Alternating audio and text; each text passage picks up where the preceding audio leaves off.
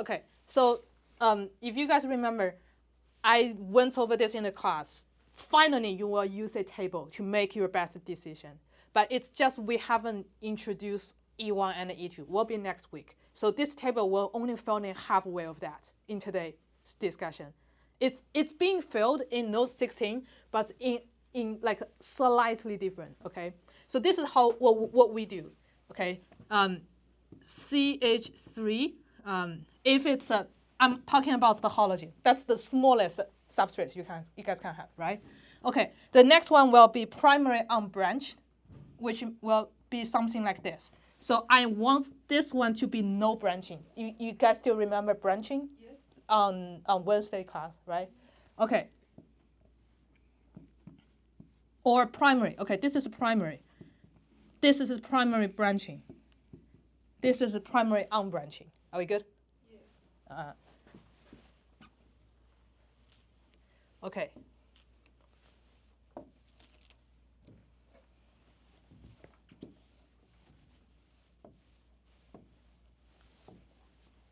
Okay, this is a secondary.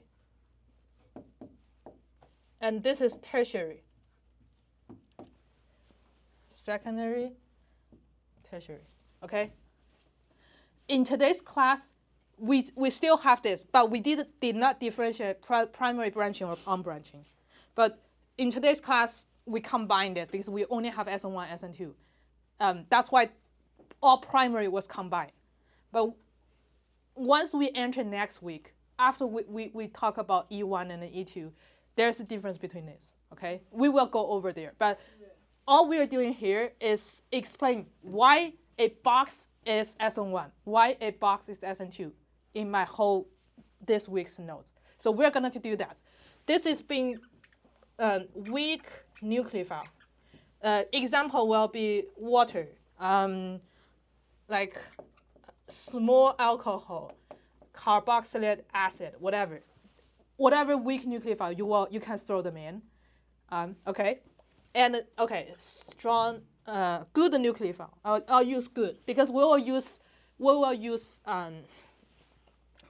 okay, good nucleophile.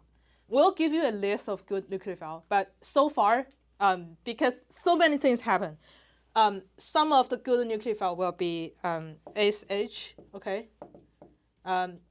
PCH3,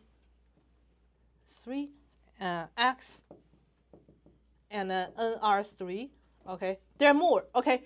Make a bin of your own when you see good nucleophile, throw them in, okay? Can be more than that. We'll just do some example. Okay, small, strong base. Okay, something like OH minus, R minus, okay? And bulky base, okay? Bulky base. There are only two. Okay, this one, only two. I'll use a different color. One is what we covered in today's class. OTBU. Okay, this is OTBU. The other is LDA. Okay, LDA. They're all minus, but I just did not put here. Okay.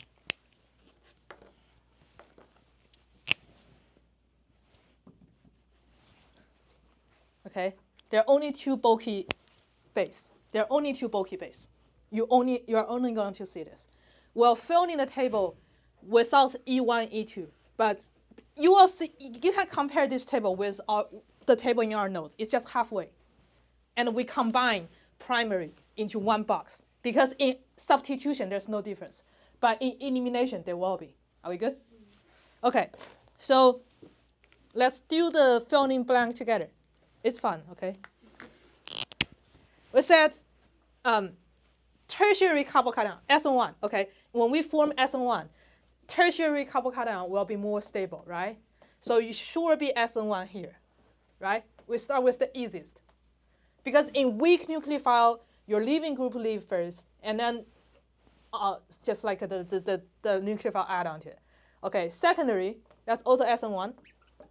If you don't have a good nucleophile percent, and that's Solvaces, right? secondary, we just went over. If you don't have good when you have good nucleophile, which is one example we went over today, it will be SN2. So I'll change the color. When you have, okay. But what if you just don't have, what if you have you have good nucleophile, but you have a lot of proton around, okay?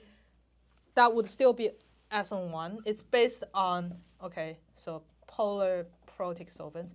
This and this, it's really, they're not exactly clear. It's really depends on your strength of nucleophile. But when you have polar aprotic, okay, polar aprotic, didn't one student have question with aprotic? We'll see some examples on this after we went over the table. Yeah, I think we're good. Yeah, after we went over this, okay.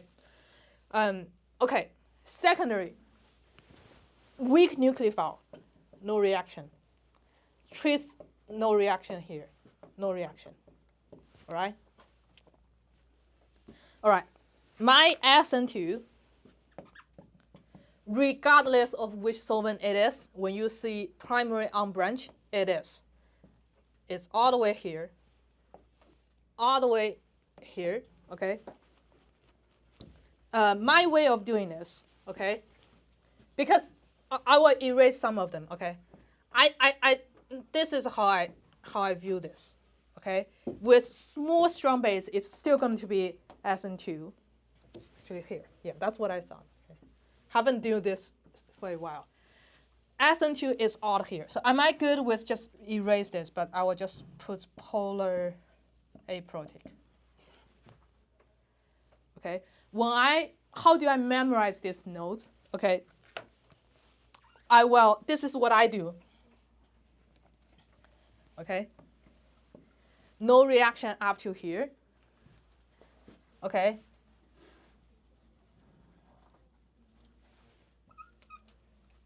SN1 up to here. So you don't have to write a lot. Isn't that much clearer, right? The completed one is actually here, and this is exactly what I write. Yeah, I can show to the camera. Yeah. So, this way, okay. The only thing we haven't filled in the blank with is E1, E2, but this is like halfway of the table already. Okay. E1 is always going to be a side reaction of SN1. Whenever you have SN1, it's going to be E1, which means all of this, the red part, all the parts that I haven't filled with is E2. We just haven't learned the mechanism. I will still draw this out next week. But this is how you make decision on, okay? Even you have small strong base. Didn't we talk about, oh, you're competing with your nucleophile, do a lot of things? It's even a lot of those are good base and nucleophile. When you have, now it's dependent on what substrate you have. If you have primary, I know you're good base, but you work as nucleophile to do SN2. This is why there isn't really a clear, like a borderline of you are good base, you're good nucleophile, because a lot of them overlap. Are we good? Are we good? Okay, now we're going to specifically solve yours. Okay, polar protic solvent and polar aprotic. But I'll post the video for now.